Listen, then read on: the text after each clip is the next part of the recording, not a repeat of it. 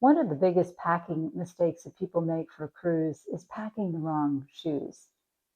You certainly want to pack some fun shoes that look great, but you want to also pack some shoes that are going to really feel great on the cruise. In this channel, I help you spend smarter, pack calmer, and cruise better. I'm going to share with you a couple of tips today that have really helped me make sure that I have the shoes that I need for the great experiences I want to have on a cruise ship. When I start packing the shoes that I need for a cruise, I start thinking about what am I really going to be doing on the cruise, both on the ship and also on any excursions or port experiences. It might be things like I'm going to be going to the pool. What are the best shoes for the particular day that I'm going to be having? I always love to do any type of water experience on a cruise ship or when we get to a port. And so I'll often bring some aqua shoes that I can use, which are really helpful.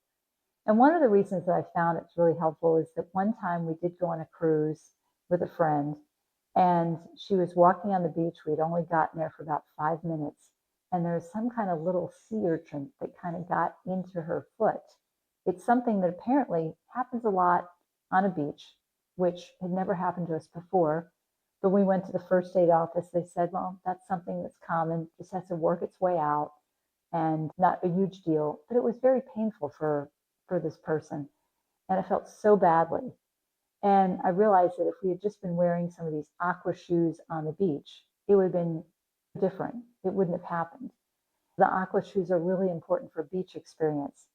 However, even if you're not going to the beach, I find that it's also helpful around the pool deck. One time, I was walking around a pool deck very calmly, not in a rush, and I practically slid. I don't know how I caught myself, but I did not fall. And it's because being around the pool decks, there's a lot of extra suntan lotion, oils, and those kinds of things. So it can be very slippery. The same kind of aqua shoes that really have some strong, good rubber backing that you might bring to the beach can also be really helpful just being around any kind of wet surface, whether it's a hot tub or the pool area, or even if you're just going in those areas and not using the water sports, just enjoying one of the chairs. It's good to have something to just kind of keep yourself safe when you're in those environments.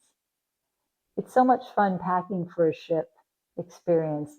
And of course, picking out a couple new pairs of shoes, whether it's for a dress up night or even for something during the day, maybe some new hiking shoes. One thing that I found is really important is to break in those shoes before the trip. I'm sure you've experienced in general when you have new shoes, sometimes you can end up getting a blister or something else in the back of your foot just because they haven't been broken in enough.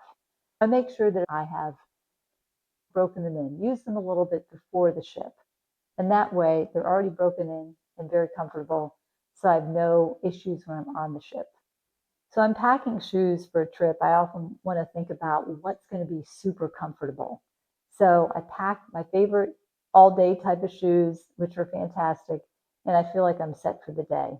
And that will be helpful when I know it's a day where I'm maybe can be at port, just walking around a lot. They're super comfy shoes, really meant for a long walking experience. However, one time we went to one particular port and we were there for a few days. Well, it rained every single day. It was totally unexpected, not something that normally happened. It wasn't ice or snow or anything like that. But I will tell you, after the second day there, my shoes literally fell apart. The top and the bottom part got totally disconnected. I could barely walk back onto the ship with them and really had to throw them away. I learned from that trip that you don't necessarily need to prepare a pack of water galoshes or something else that are going to help you, but to make sure at least I have two pairs of comfortable shoes. Because obviously, even if you're stopping at a port, you don't want to be wasting your time looking for a shoe store and then trying to find something that you even like that's in your size and doesn't cost you a fortune. Much better to make sure you have at least two pairs of comfortable shoes just in case something happens. It's good to have a backup pair, good to have something else to use so you're prepared for different weather environments. I like to pack some fun shoes that I can wear for dress up night. But often dress up night is something that not everybody even dresses up for. And cruises in general, when you go to dinner at night, most people are not dressed up. I found that really just having one pair of really dress up shoes is really kind of enough because I'd rather, again, make sure that I have all the other shoes that I need for the different experiences I'm going to have. It's just something to consider. Pack for the experiences and activities that you really want to enjoy. After several cruises, I learned how to pack calmer. I hope you'll cruise smarter so your next cruise can be your best cruise, and maybe I'll see you cruising with Susan.